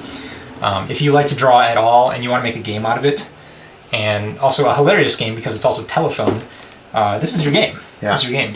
Yeah. I did have this rated 1 spot higher last year, but given the fact that we still have some new games to the list to add that are in the top 10, falling only 1 spot's actually quite good. So, yeah. Number 15. Telestrations. Number 14. The Havre. This is another Ufa Rosenberg game. This is now like 3 I've had sort of in this top 25-ish area, right? Patchwork, Agricola, and now Le Havre. This is my highest rated Ufa Rosenberg game, so I'm sort of giving it away. You won't find an Ufa Rosenberg game higher up on my list than this one right now. This is sort of a worker placement game, though I'm going to call it more of a non-traditional worker placement game because you only have 1 worker. Yeah. And what's really cool in this is that you're all building the city together, and your 1 worker can go into any one building, and he can just sit there. You can just continue basically occupying that space. So as you're building the city, you want to build ships, and you want to, get coal, and you want to go and, go to fish and go do these things. But wherever your worker is, you're basically permanently blocking someone else from using it, which makes it really strategic and very much about timing. And it's just, you're building this town together, right, with you and your opponents, and you can go and work in each other's spots and prevent someone else from using it. So it's a pretty straight up Euro game. It is a little bit of a point salad kind of game in some ways. There's a lot of ways to score points and get money and do things. But at the same time, you have a lot to think about. There's a lot of things to do. I know other game reviewers who've said that this is a game where everything you do is great. Just go do the thing you want to do most and you'll have a good time. Like you can go fish, you can go get coins, you can go get clay, you can slaughter some cows, you can build a building, you can go sit in your opponent's wharf, for some reason. Yeah. And it's all good. It's a Euro board game sort of party that's, relatively thematic and really tight. So my bride would look at this and think it would say, oh, there's a lot of small pieces, I don't want to play. There's a lot of small pieces. Lots of small pieces. There's fish, and there's wood, and there's charcoal, and there's leather, and there's all these little... But so fun. I mean, if you're not afraid of little pieces, the fact that you take your clay and then you convert it to brick, you just flip it over, and there you go. So it's a wonderful design as well, and the thematic aspect of it, I think, is brilliant. So, yeah. I did have this win the silver award for Eurogame. Yep. So this is my 2nd place, basically, top Eurogame. And again, Euro's a pretty competitive category since there's, a dozen plus Euros on this list. So certainly an excellent game. Good job, Ufa Rosenberg. Yes. Le Havre. Number 13. Glory Rome! I think this won 2 gold awards, 2 top categories. This won my gold for role action selection, as well as my gold award for quote-unquote smart game. Yeah. Which, actually, I think I forgot to mention the last smart game, but that's okay. This is a card game, where each card can do 6 or 7 different things, depending on how and when it's played. Yeah. It's very cool. I mean, the thing comes with a flowchart. Which I'm not really an engineer. I'm sort of a quasi engineer by training. But it's just super cool when you see like a flowchart where like you have 1 card in your hand and you can just sort of track all the different places it can go and the things that 1 card can do. I usually describe to people as this is a card game for smart people. This is not your hearts. This is not for your people who love spades. This is a couple steps beyond it. Yeah. Yeah, I mean, because to me, the fact that the card can be so many things at the same time, you really have to. Yeah, no, it's fun. It's a thinking. It's a thinking. There's person. a lot of thinking, Yeah. and it's very easy for a new player to join in and screw the game up for everyone because there is an inherent economy to the game with how these cards and where they need to go and where it's advantageous for you to get these cards to go. And player order really matters. Player order really matters. Essentially, it is an empire building game, but it's a little more abstract than that. It feels like it's sort of Roman themed, but it is more of an abstract, super cool card game. I think one of the coolest complex card games out there today. Carl Chuduk, this designer, is a renowned designer for doing those sorts of games. One of his other games, Impulse, didn't make my list this year, but sort of many of the same qualities where these cards can be used in all these different ways. This is just my personal favorite game from him, and man, I like this as, this complex card game thing. Like, this is just really cool. And it's super tight. I mean, this is actually a big box. This is the reprint. Mine's a little bit smaller, a little bit more colorful. So, but a great game. There are a lot of cards in here. Yeah. Like, there's like 4 decks worth of cards in here. Sure, but that's this big. That's true. Yeah. Anyway, number 13. Glory to Rome. Number 12. Splendor. This game moved up 10 spots on my list, and I don't own it. This is the highest game that I don't actually own a physical copy of myself. You know why I don't own it? Because everyone else has it. Yeah, you have it. Matt has it. Richard has it. The Round Table has it. Everybody has this game. Yeah. My sister-in-law has it. So I don't own it. I keep, every time I go to the store, I think, should I buy this game? And I go, I should. But then I go, all the people I play with already have it. Anyway, this won a gold award in casual abstract and a silver award in family strategy. Yep. I mean, I think that's pretty much the pocket right there. I mean, it has a very pasted-on theme. The theme doesn't feel very integral to the game.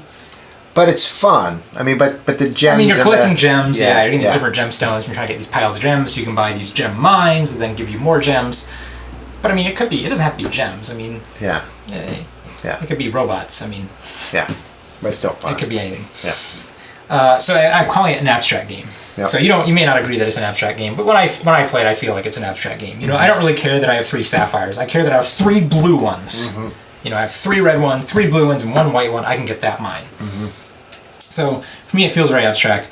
This did win a Spiel des Jahres, I think, 2 years ago. Do you know? You don't know. All right.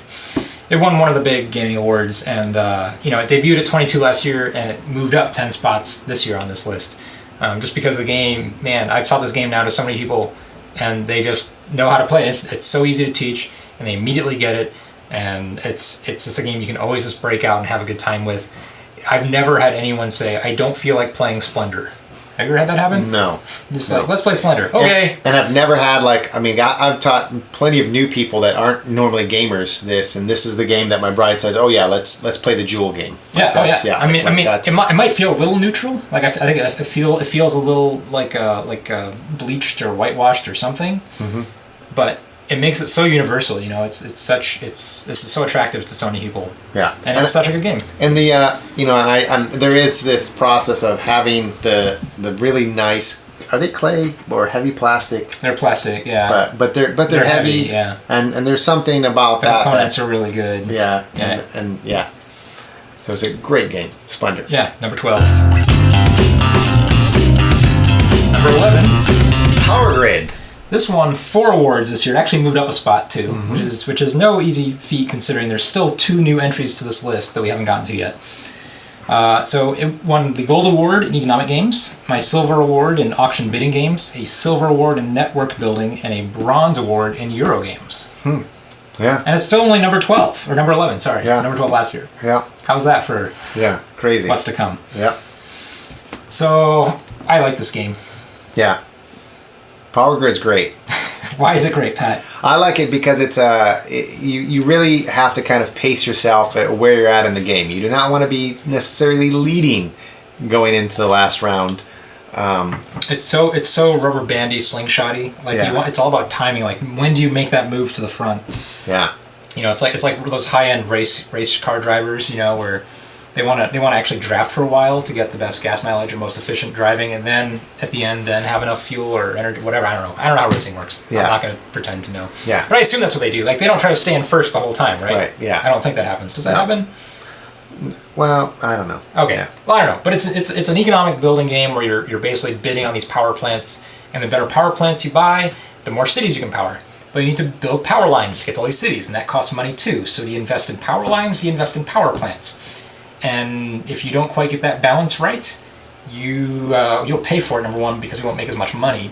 But if you get two right and you leap into first place, the game will punish you with higher energy costs and fuel costs and coal and oil and all these other things will start to add up and push you back. So, but it might push you back, and then you might not have the necessarily engine to shoot back into the first place. So just a really neat game. I mean, this is a pretty old game now. Certainly, they just came out with a new edition that is beautiful and has all upgraded components, and this is the old edition, of course. And it has a million expansions for it, so you can play in Australia and France and Italy, and the base game comes with Germany and US. So you can power all these different cities and all these continents. And man, this is just like one of those sort of classic Euro games that isn't like any other Euro game. Yep. Like it's just its own thing. It's Power Grid, number 11. Already. Number 10. Nations. I think this is the only part of the video that most people are going to watch. Yeah. Top 10. I think this is the top 10, right? So I suspect probably about, at least 2/3 of the viewers who are watching this video. Yeah, welcome. You've just tuned in. I'm glad that you've missed the last 40 games, which are all great games.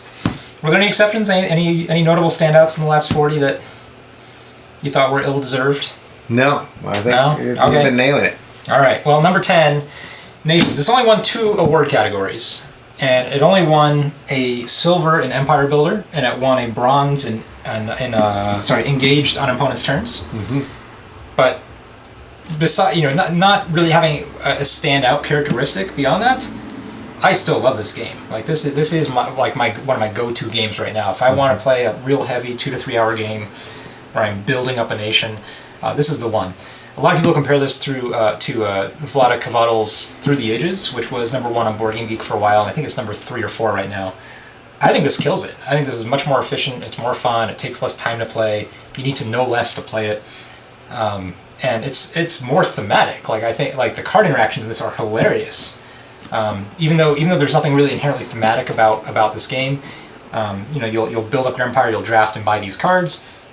If you buy the French Revolution card, if you buy the Marie Antoinette card, and then you flip over the French Revolution card, there's nothing inherently linking those two cards together, but the abilities on each of those cards are linked in such a way so that they sort of cancel out and kill each other. Yeah. So there's a ton of interactions in this game. So even though it's a pretty Euro-y nation builder, right, where you're not really attacking, like there's war in the game, but it's handled in a very Euro mechanic where you lose a few points basically if you lose a war. The theme really comes out. Like you really feel like you're going through history and building this nation and building this empire. Yeah. You've only played this once? No, I think I played like 3 times. Oh, 3 times. Okay. Yeah. I did some bad things where I don't think you can do bad things in this game very easily. Yeah, it's not intended that where I was taking money when I shouldn't have been taking money, or that this worker was supposed to get paid and all that stuff. So there's a little bit of that, but that makes it a good game, right? You have to be on top of what the rules are, how your workers are working, what are your choices. But yeah, it's easy to screw up your nation, it turns out. Yeah. If you buy some things that aren't actually helpful, there are some ways that you'll get punished for it. There's some events, famine, war. There's all sorts, the normal things that ruin empires, they'll come around and ruin you too in this game. So, it does feel like you're really playing a nation and guiding them through history, which I really, really like. Is this top 10 worthy? Do you think this is... Yes, as a matter of fact, I do, because I've never said I don't want to play nations. Yeah. I did play this actually before my list last year, but I'd only played it once, and so in general, games if I only play once, I'm not going to consider them for a top 50 list. Yeah. But man, I played a lot of this in the last year, and it's I think it's well deserved. Yeah, absolutely. So, Nations, number 10. Number 9. King's Forge. All right, if people are really sensitive to bias, you should just skip over this entry, right? That's right. Because this is my own game design, but there's a lot of things I really like about it, and still really like about it, and still really excited to play it. I did have it win 3 awards, though I wasn't so unabashedly proud of it that it won any particular category. Yeah. But for me, it did win a silver award in variability, silver award in push your luck, and silver award in engine building. Yep. And I think it does all these things really, really well. It's essentially a worker placement game. with dice. So sort of like Alien Frontiers in that regard, except that you don't roll your dice until after you've spent them all. That's right. And so Alien Frontiers is a really slow worker placement game because you have to roll your dice and then decide where they go. In this game, you place your dice and then see if all your rolls sort of work out. And that gives it a push your luck mentality because the more you spend, the less chance that you're good. The less your chance at a good roll. It gives it certainly a engine building because as you're drafting these things, you're getting more and more dice. You're getting up your engine, so to speak, so you can afford to do more and more things. And it's a Euro game. I mean, you're crafting items. You're a medieval blacksmith trying to make items for the king, and each item requires a different formula. And every time you play, there'll be a different town that comes out, a different set of gathering abilities you can go and actually claim. And there'll be a different item list that the king wants crafted every game. So every game feels really different in terms of the economy and the objective. It's got this natural built-in push your luck mechanic, and it's a super colorful. The artwork's great. I'm still just so enamored of it, and all the people that helped produce it. Yeah, my nephews love playing this. They love the amount of dice they get to roll. I mean, that's just kind of something that they like.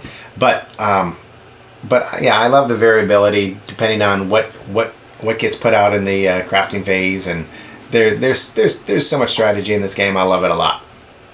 Yeah, it's number 9. King's Forge. Number 8. tzolk'in.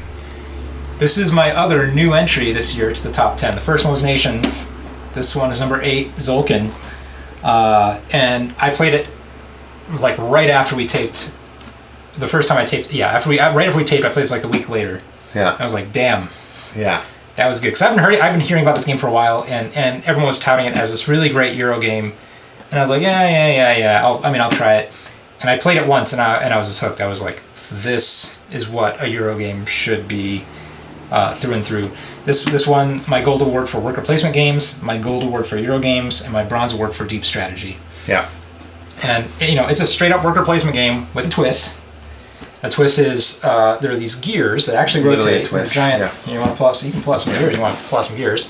You actually spin one gear and it spins the entire board. And you put your worker on one of these gears and it actually spins around every turn. And the longer you leave your worker out, the more stuff he brings back home. If you leave him out too long, he comes home with nothing. So that's just really fascinating.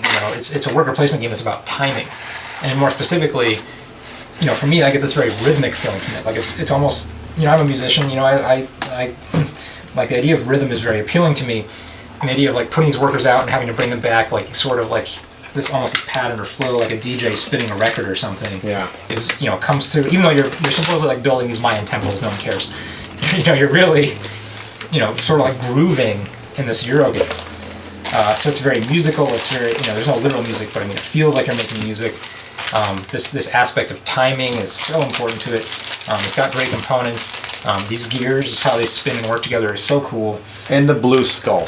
I mean, who doesn't love blue crystal skulls? Blue crystal skulls. Yeah, really nice components.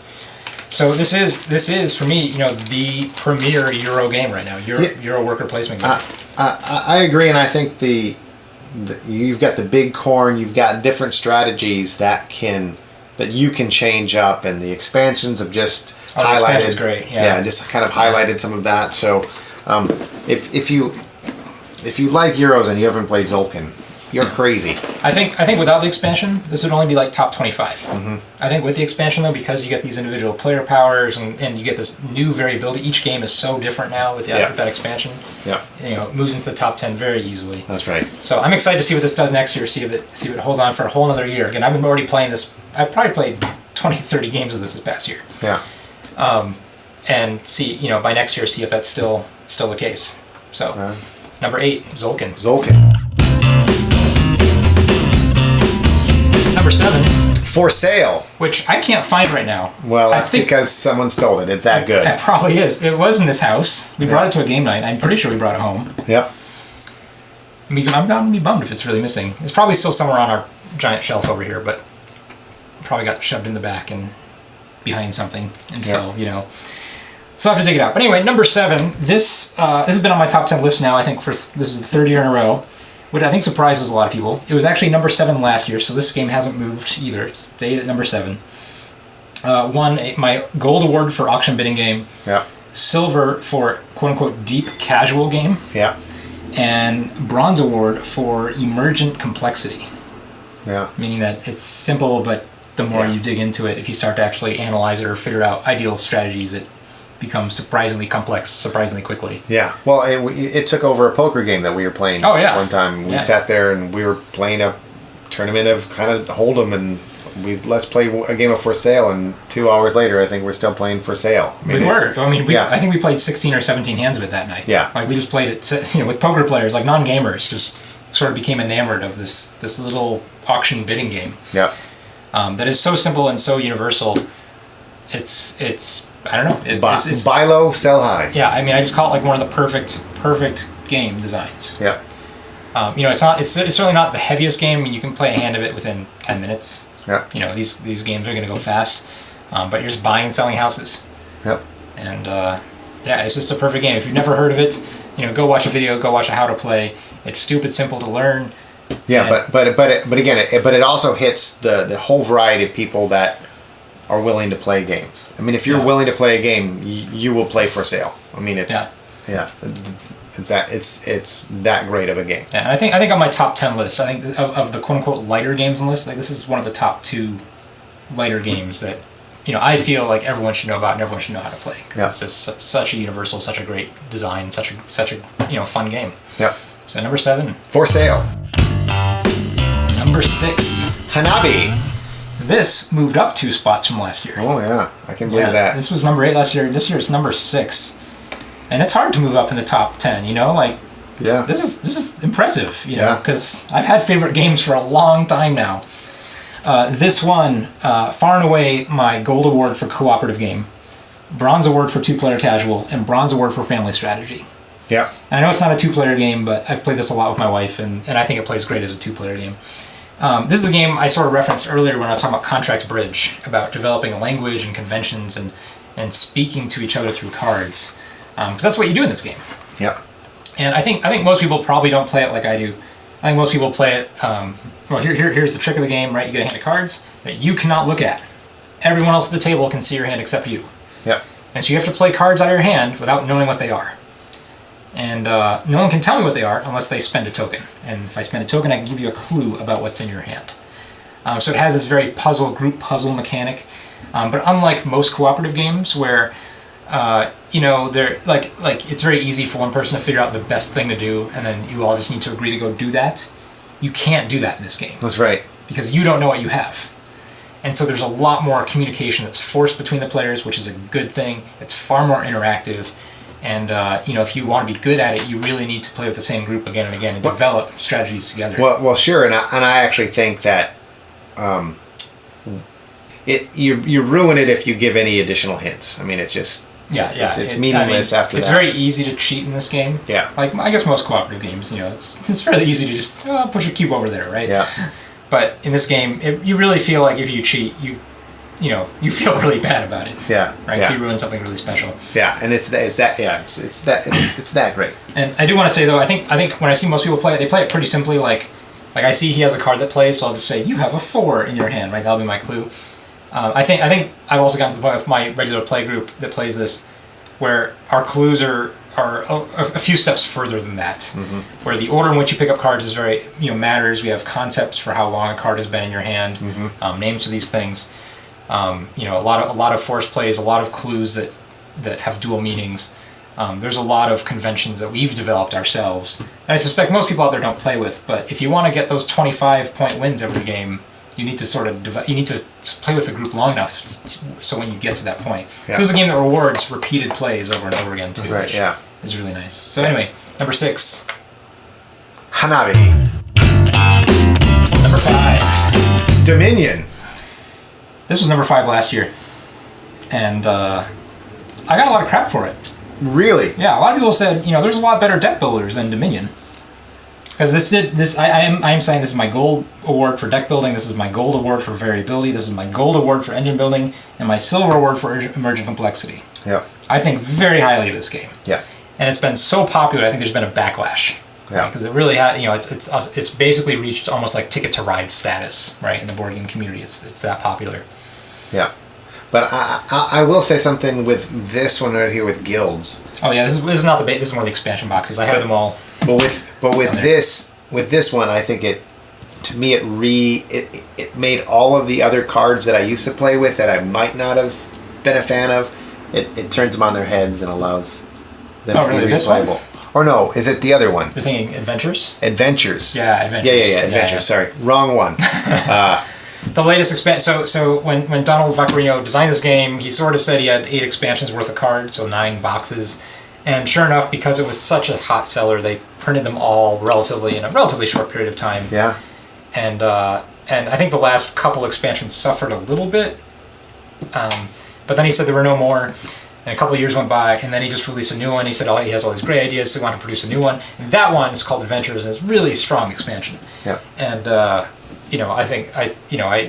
hope that the future expansions aren't printed just to make money, but to continue building the actual game world, which I think Adventures does wonderfully. I think that's a hard bar to. But if you haven't played this game, if you haven't played Dominion ever, just go play the base game, and you'll have a wonderful time. Yeah.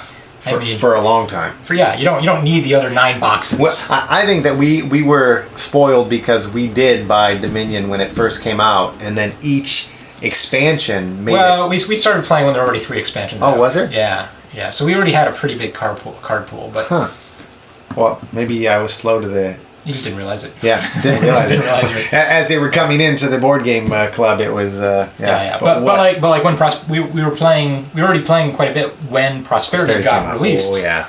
And that was because Prosperity was another really strong expansion, so it was super cool. But anyway, in this game, you're building a deck of cards. Yep. And that's your engine. You're just going to keep cycling through and playing these cards in this engine, and man, it does that so beautifully. People who say other deck builders are better than this. Mostly you're wrong.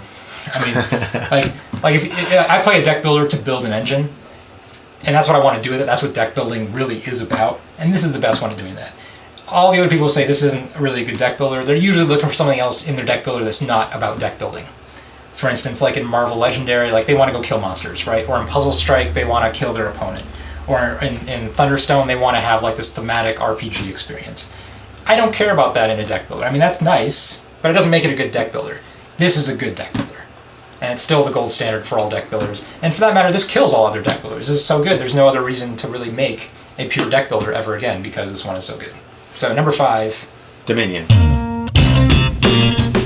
Number 4. Eclipse. So this is essentially a Euro game in space where you fight other people and design spaceships. Yeah.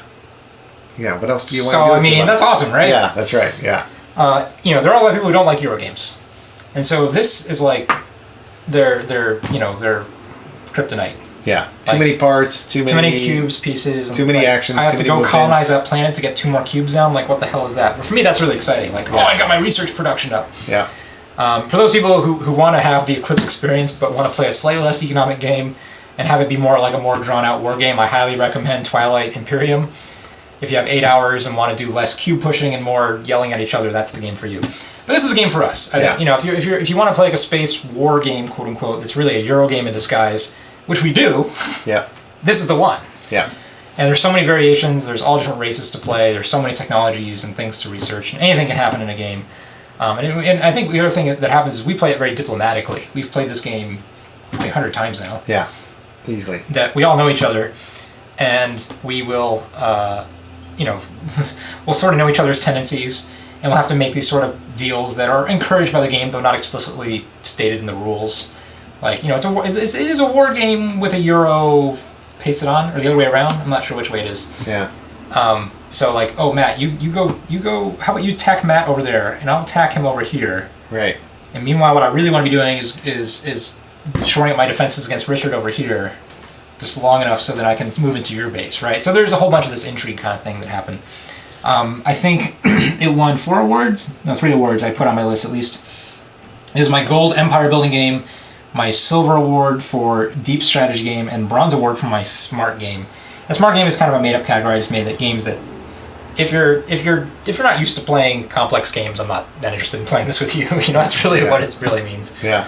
But certainly, as far as building an empire, building that 4X kind of strategy game, this is the one I want to play. So number 4. Eclipse. Number 3, Star Wars X-Wing.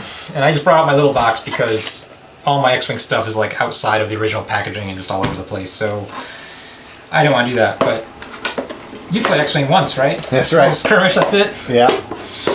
Yeah, this is the only miniatures game on my list, and it's really not a miniatures game. It's really, you know, you have miniatures, sure, you have a little spaceship, and your opponent might have a couple spaceships, and you fly them around the board like TIE fighters and the Millennium Falcon, and, you know, these, you know, things from Star Wars. You guys have seen Star Wars, right? You'll fly them around and try to shoot each other. That's the entire game. But man, is it good. It's just so simple, so elegantly designed. Each turn, quote unquote, is actually mostly simultaneous, where each ship has a dial. We'll decide what it'll do, and you'll dial in what you want that ship to do. So like, go hard 2 bank to the right, or go straight 4 units, or stop, right? And you'll program each of your ships, and then you and your opponent will reveal each of the dials in sequence. So there's not a lot of downtime. It's you know, it's super competitive. There's a million expansions out for it now. There's all different types of ships. There's TIE Phantoms and Defenders, and there's giant ships. There's little ships. There's, man, you could spend a small fortune on this game if you really wanted to. But even if you just get a core set and maybe just a couple extra X-Wings or A-Wings or Y-Wings or just something else to throw in there, you'll have a great time. This did win a lot of awards.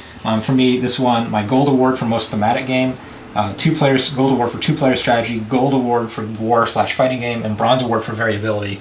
Just because all the different configurations, you can put different pilots in the ships. I can put Luke Skywalker in an X-Wing. I could put Wedge Antilles in an X-Wing. They do entirely different things. So it's just, you know, infinitely variable, really easy to obsess over.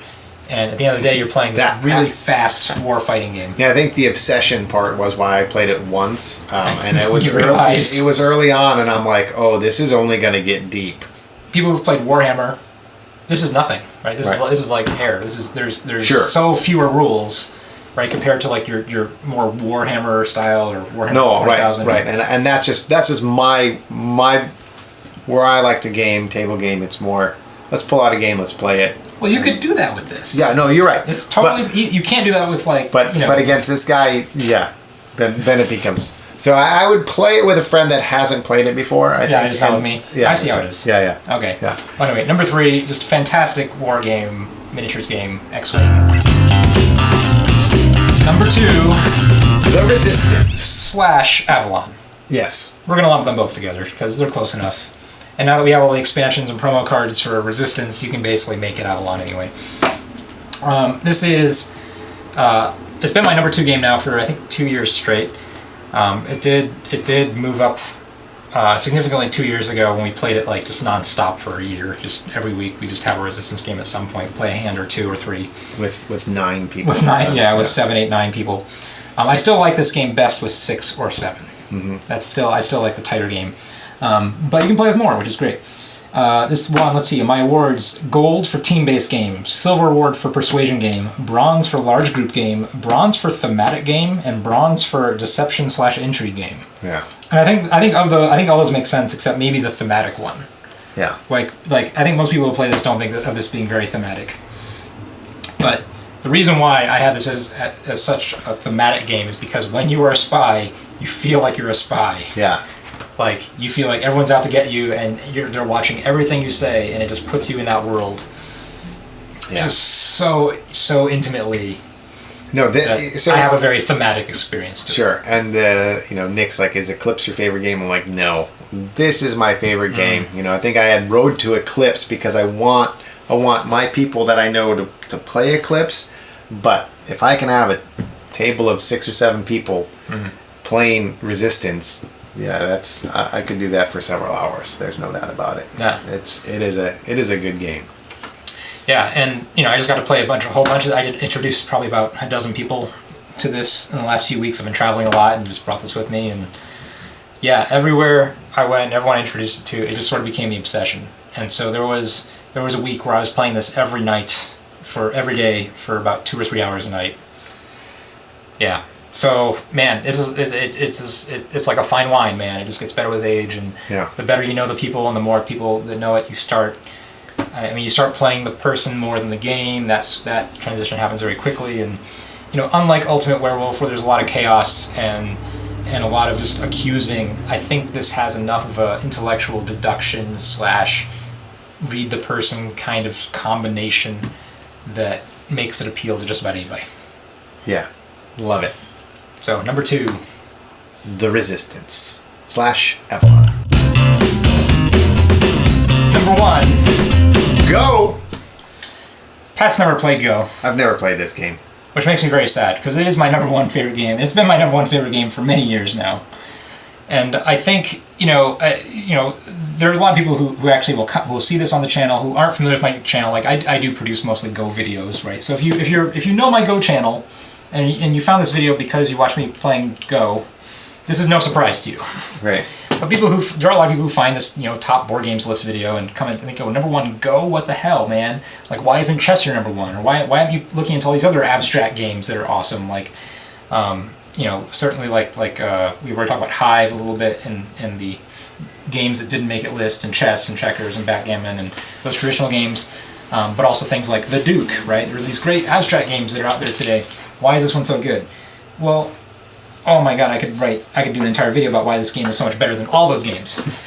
It wouldn't be hard. But number 1, this game is so simple, right? This game wasn't really designed. It was basically discovered. The idea is very simple. If I have a group of stones that ever completely surrounds, I'm not sure if this will show up on the camera at all, probably not. But if I have a group of stones that ever completely surrounds one or more stones, that's my point. That's my prisoner. I get to capture it. That's it. I mean, there's a couple other slight special rules as far as like how to score and how to end the game. That's the basic concept of the game. So the entire game is sort of like 2 dragons trying to circle each other, which means you have this entirely simple premise, but how deep this goes when you actually start to do the math and look at the strategy is confounding. Like, more so than any other game on this list. The strategy goes far, far deeper. And I've gotten some arguments with chess players about which one is the deeper game. And I played chess competitively in middle school and high school, and played on the chess team and did tournaments and things like that. And I know a lot of Go players who were converts from chess. I know very few chess players who are converts from Go. Part of that's a cultural bias, but I think that is also just because a lot of chess players realize how open the world of Go is. Chess is very logical and very constrained. Any move you can play anywhere on this board, and it doesn't. There are moves that are really good that you don't realize are good for many years into your own learning of development. In chess, if there's an ELO ranking in chess, the best chess players for the most part will say around like 2,500 ELO. The worst chess players are maybe 1,000 or a little bit below. If you converted the amount of Go skill levels into ELO, it actually goes another 1,000 points ahead of that and 1,000 points below that. Just the array of skill levels in terms of the actual math is actually far greater. You can be far worse and far better at Go mathematically, at least in a comparative ELO system, than you can at chess. Which people, there's so many great things about it. But basically, you start with this incredibly simple premise, and you get this almost like infinite amount of complexity to come out of it. If there are aliens in the universe and they play games, this is one of the games they're going to play, right? They're not going to be playing Ticket to Ride. They're not going to be playing, Seven Wonders. They're going to be playing Go. Like, this game was discovered. It wasn't invented. This is like as natural of a game as it can be. And it's really a shame that it's not well known in the West. It's really, this is a very popular game, of course, in East Asia in particular. Taiwan, China, Japan, Korea all have very large populations who play Go. I'm doing a lot of work to try to promote Go in the United States in particular, but yeah, Go is amazing. And if you've never played it and you want to start playing it, it's such a satisfying and long and deep road to go down. It's just the perfect game as far as a 2-player strategy abstract game is concerned, that all these other games, chess, checkers, the Duke, that I think very highly of, they're fine games, are just can't compare. So number 1, for, again, no surprise, is Go. Go. So, if you're still watching this, that means you've either watched the entire last, probably 2 hours. Sure. And or the last 10 videos. You probably just went to the top 10, because I think that's what a lot of people do. But I do want to thank you for sitting through and watching this. I know that this list is actually fairly different than a lot of other game reviewers out there, and certainly very different than the Board Game Geek top 100 list. There's a lot of games on the... I've played actually like 90 out of the top 100 games on the Board Game Geek list, so I'm pretty familiar with those games. And there's a lot I actually don't think that highly of. And maybe I'll make a video about that sometime, and I'll tell you more about why. But certainly this is all the views expressed are certainly my own and the games that I want to play more than anything else. Pat? Yeah, I mean, for me, like I always love learning about new games so I can explore a whole new world of gaming, and so